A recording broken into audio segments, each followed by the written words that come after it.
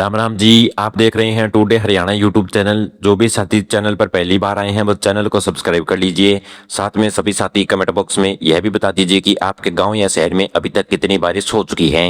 तो आइए आपको बताते हैं आज हरियाणा की 25 बड़ी खबरें। हरियाणा में पिछले 6 दिनों से पड़ रही तेज गर्मी और उमस से अब लोगों को राहत मिल गई है।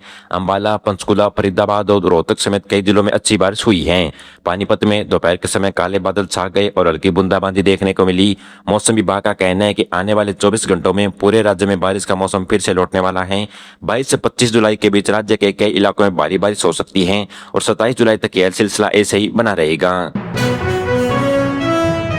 हरियाणा के आंसी में नगर निगम और सरकारी टीम ने मिलकर बिना इजाजत बनाई जा रही कॉलोनी पर बड़ी कार्रवाई की है। यह कार्रवाई कुंदनपुर रोड के पास करीब 6 एकड़ में फैली जमीन पर हुई है। वहां बिना मंजूरी के सड़कें बनाई जा रही थी और प्लॉट्स की नींव रखी जा चुकी थी, जिन्हें बुलडोजर की मदद से तोड़ दिया गया। अधिकारियों का कहना है कि ऐसे जमीनों पर बिना जांच पड़ताल के प्लॉट न खरीदें। प्रशासन ने साफ चेतावनी दी है कि बिना इजाजत कॉलोनी बसाने वालों को किसी भी हाल में बख्शा नहीं जाएगा। सिरसा के डब्बावाल इलाके में नहर की एक छोटी शाखा अचानक टूट गई। नहर टूटने से बहता हुआ पानी पास के खेतों में घुस गया, जिससे लगभग 15 एकड़ में लगी कपास की फसलें पानी में डूब गई। किसानों का कहना है कि नहर टूटने की खबर तुरंत अधिकारियों को दे दी गई थी, लेकिन काफी देर तक मौके पर कोई नहीं पहुंचा। पानी बढ़ जाने के कारण फसलें पूरी तरह खराब होने का खतरा बन चुका है, जिससे किसानों को भारी नुकसान होने का डर सता रहा है। इनेलो नेता अभय सिंह चौटाला ने दिल्ली के जंतर मंतर पर नीट परीक्षा को लेकर प्रदर्शन कर रहे छात्रों पर हुई पुलिस कार्रवाई का बड़ा विरोध किया है। उन्होंने कहा कि देश अपनी बात रख रहे हैं और युवाओं की आवाज दबाने की कोशिश की जा रही है, जो पूरी तरह गलत है। चौटाला ने नुहा में पत्रकारों से बात करते हुए कहा कि सभी राजनीतिक पार्टियों को एकजुट होकर छात्रों की मदद के लिए आगे आना चाहिए। उन्होंने सरकार से मांग की है कि पढ़ाई कर रहे युवाओं को दिक्कतों को गंभीरता से सुनकर उनका जल्द समाधान निकाला जाए। सोशल मीडिया पर एक वीडियो तेजी से वायरल हो रहा है, जिसमें एक डीजल इंजन नई हाइड्रोजन ट्रेन को खींचता नजर आ रहा है। इस वीडियो को देखकर लोग ट्रेन की कामयाबी पर सवाल उठा रहे हैं। अब इस पूरे मामले पर रेलवे ने अपनी बात रखी है। रेलवे अधिकारियों का कहना है कि ट्रेन को डीजल इंजन से खींचना एक सामान्य जांच प्रक्रिया का हिस्सा है और इसमें कोई खराबी नहीं है। आपको बता दें कि 17 जुलाई को इस तकनीकी वाली ट्रेन की हरी झंडी दिखाकर रवाना किया गया था।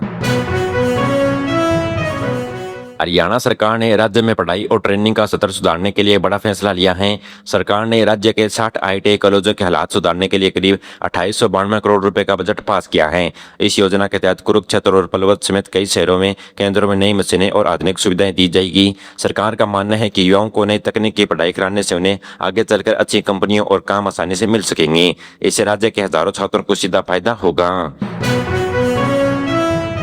हरियाणा सरकार ने सेना और सेना से पूर्व लौटने वाले पूर्व अग्निवीरों के लिए सरकारी नौकरियों में 20% आरक्षण देने का नियम तय कर दिया है। सरकार ने इसे अलग अलग वर्गों के हिसाब से बांट दिया है, जिसमें 11% सीटें आरक्षित वर्ग के लिए हैं और 9% सीटें बाकी उम्मीदवारों के लिए रहेगी। यह नया नियम जगतपाल विभाग, जेल विभाग और माइनिंग से जुड़ी सरकारी नौकरियों पर तुरंत प्रभाव से लागू होगा। इस कदम से सेना से लौटने वाले युवाओं को राज्य में नई नौकरियां तलाशने की काफी मदद मिलेगी।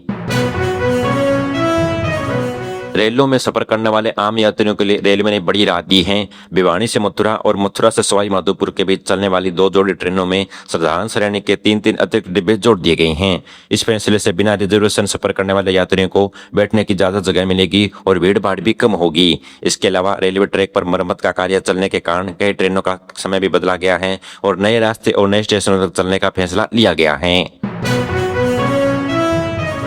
हरियाणा सरकार ने राज्य की गौशालों में गांवों की देखभाल को बेहतर बनाने के लिए 820 ई-रिक्शा देने का फैसला लिया है। इस पूरी योजना पर 10.25 करोड़ रुपए की लागत आएगी। ई-रिक्शा मिलने से गौशालों में हरा चारा और दूसरा जरूरी सामान ले जाने में काफी आसानी होगी। इसके साथ ही सरकार ने कैथल, फरीदाबाद और गुरुग्राम जैसे विकास नए कामों को मंजूरी दे दी है। मुख्यमंत्री का कहना है कि बेसहारा पशुओं की देखभाल और शहरों की सफाई दोनों पर एक साथ ध्यान दिया जा रहा है। हरियाणा के मुख्यमंत्री नायब सिंह सैनी ने पिंजौर की सेब मंडी में आयोजित एक खास कार्यक्रम में हिस्सा लिया। उन्होंने एक पेड़ मां के नाम मुहिम के तहत एक पौधा लगाया और पर्यावरण को सुरक्षित रखने का संदेश दिया।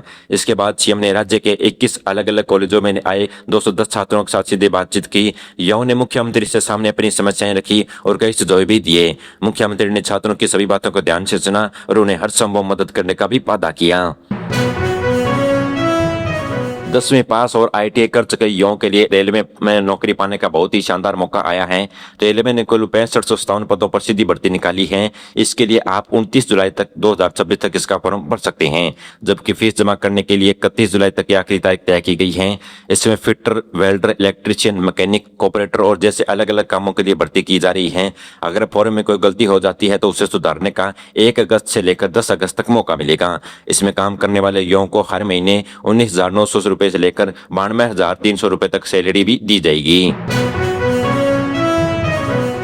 हरियाणा के भिवानी में सरकारी नौकरी कर रहे कर्मचारियों के कागजों की जांच में एक बड़ी गड़बड़ी सामने आई है। जांच के दौरान सही न मिलने के कारण ग्रुप डी के 23 कर्मचारियों को तुरंत नौकरी से बाहर निकाल दिया गया। जिला अधिकारी साहिल गुप्ता ने साफ किया कि इस मामले में किसी भी तरह की ढिलाई बर्दाश्त नहीं की जाएगी। अगर किसी दफ्तर में आगे ऐसी लापरवाही पाई जाती है तो वहाँ के बड़े साहब को ही जिम्मेदार माना जाएगा। सरकार ने यह साफ किया है कि बिना सही कागजों के गलत तरीके से काम पाने वाले लोगों को आगे भी ऐसे सख्त नजर रखी जाएगी। दिल्ली और गुरुग्राम के बीच राजौरी बॉर्डर पर पुलिस ने सुरक्षा का पहरा बहुत ज्यादा बढ़ा दिया है। दिल्ली में होने वाले एक बड़े प्रदर्शन की खबर के बाद पुलिस रास्ते पर एक गाड़ी को रोक कर जांच कर रही है। गाड़ियों की पूरी चेकिंग होने के वजह से रास्ते पर गाड़ियों की लंबी लाइनें लग चुकी हैं और यातायात बहुत धीमा हो चुका है। इस जाम से दफ्तर में काम जाने वाले लोगों को काफी परेशानी उठानी पड़ रही है। पुलिस ने लोगों को सलाह दी है कि अगर बहुत ही जरूरी काम हो तभी बाहर निकले, वरना बाहर न निकलें। फतेहाबाद जिले के रतिया इलाके में लगातार हो रही बिजली कटौती से तंग आकर किसानों ने बिजली घर के बाहर जोरदार प्रदर्शन किया। किसान यूनियन ने बैनर तले जुटाली किसानों ने 2 घंटे तक दफ्तर का घेराव किया। किसानों का कहना है कि सही समय पर बिजली न मिलने से वजन के खेतों में लगी धान की फसलें पूरी तरह कगार सूख चुकी हैं। अगर समय पर फसल में पानी नहीं गया था तो पूरी फसल बर्बाद हो जाएगी और उन्हें भारी नुकसान उठाना पड़ सकता है। किसानों ने चेतावनी दी है कि अगर जल्द ही पूरे समय बिजली नहीं मिली तो बड़ा आंदोलन करने पर मजबूर होंगे। हिसार जिले के उकलाना में मौजूद सरकारी कॉलेज में नई साल की पढ़ाई के लिए एडमिशन शुरू हो चुके हैं। जो बच्चे MBA पब्लिक एडमिनिस्ट्रेशन यानी लोक प्रशासन की पढ़ाई करना चाहते हैं वे 26 जुलाई तक अपना ऑनलाइन फॉर्म जमा करवा सकते हैं। यह मौका खासतौर पर गांव में रहने वाले उन बच्चों के लिए बहुत फायदेमंद है जो आगे जाकर पढ़ाई करना चाहते हैं। शिक्षा विभाग ने इसके लिए पूरा समय तय कर दिया है। कॉलेज के अध्यापकों ने बच्चों और उनके माता पिता से कहा कि आखिरी तक फॉर्म इंतजार किए बिना ही जल्दी से जल्दी अपने बच्चों का फॉर्म भरवा दें ताकि सीट पक्की हो सके। लोगों की सेहत और जिंदगी से खिलवाड़ करने वाले एक बहुत बड़ी गिरोह की पोल खुल चुकी है। उत्तराखंड के रुड़की शहर में BP यानी ब्लड प्रेशर से नकली दवाएं तैयार की जा रही थी। इसके बाद इन दवाइयों को लखनऊ के रास्ते, हरियाणा और दिल्ली रास्ते समेत कई अलग अलग राज्यों में बेची जा रही थी। जब जांच ने टीम हर इस जगह पर छापा मारा तब जाकर इस काले कारोबार का पता चला। अधिकारियों का कहना है कि यह दवा मरीजों की जान के लिए बहुत खतरनाक साबित हो सकती है और पुलिस अब उन दुकानों और लोगों की तलाश कर रही है जो इन्हें बेचते हैं। सोनीपत जिले के गोवाना शहर में रहने वाले लोगों के लिए बहुत बड़ी खबर सामने आई है। शहर में बिजली कट की समस्या को खत्म करने के लिए 132 kV वाले बिजली घर को जमीन के नीचे तारों की मदद से दूसरे पावर हाथ से जोड़ा जा रहा है। इस नए काम के पूरा होने से अगर किसी वजह से एक तरफ की बिजली लाइन खराब हो जाती है तो दूसरी तरफ से तुरंत बिजली मिलना शुरू हो जाएगी। इस नई व्यवस्था से गोवाना के करीब 40,000 से ज्यादा घरों को और दुकानों को फायदा पहुंचेगा और उन्हें दिन और रात बिना रुके बिजली मिलती रहेगी। गुरुग्राम में शहर लगातार बढ़ रही आबादी को देखते हुए पीने के पानी की कमी को दूर करने के लिए बढ़िया तैयारियां कर ली गई हैं। बसई इलाके में करीब 139 करोड़ रुपए के खर्च करके पानी को साफ करने और नया प्लांट बनाया जाएगा। मुख्यमंत्री की अगुवाई में बनी कमेटी ने इस पूरी योजना को मंजूरी दे दी है और इस नए प्लांट के बन जाने से शहर के हर दिन 100 MDS से ज्यादा पानी साफ हो सकेगा। इससे साइबर सिटी में रहने वाले लोगों को फायदा मिलेगा और गर्मी के दिनों में पानी की किल्लत से नहीं जूझना पड़ेगा। महेंद्रगढ़ के सरकारी अस्पताल में इलाज के लिए आने वाले मरीजों को पहले से ज्यादा कई सहूलियत मिलने वाली है। अस्पताल में मरीजों को रुकने के लिए बिस्तरों की संख्या 27 से बढ़ाकर 59 कर दी गई है। इसके अलावा 2 नए ऑपरेशन थिएटर भी चालू कर दिए गए हैं ताकि लोगों को जल्द से जल्द इलाज मिल सके। गर्मी से राहत देने के लिए अस्पताल में सभी कमरों में AC लगा दी गई हैं। इन सब नए बदलाव से वजह से अब गरीब और आम मरीजों को इलाज कराने के लिए महंगे प्राइवेट अस्पताल में नहीं भटकना पड़ेगा। किसानों ने दिल्ली की तरफ जाने वाली खबर के बाद अब सोनीपत के हल्दाना बॉर्डर और बिगाना टोल प्लाजा पर सुरक्षा के पुख्ता इंतजाम कर लिए गए हैं। पुलिस ने बॉर्डर पर गाड़ियों को रोकने के लिए अलग अलग 10 अलग अलग मुफ्त बैरिकेड भी लगाए हैं। इसके साथ ही अकेले टोल प्लाजा पर 100 से ज्यादा पुलिस को तैनात कर दिया गया है। सोनीपत के पुलिस कमिश्नर ने खुद मौके पर जाकर स्थिति को देखा और अधिकारियों को अलर्ट के निर्देश दिए हैं। पुलिस का मुख्य बात इस ध्यान पर है कि किसी भी हाल में सड़क पर चलने वाले आम लोगों को कोई दिक्कत न होनी चाहिए।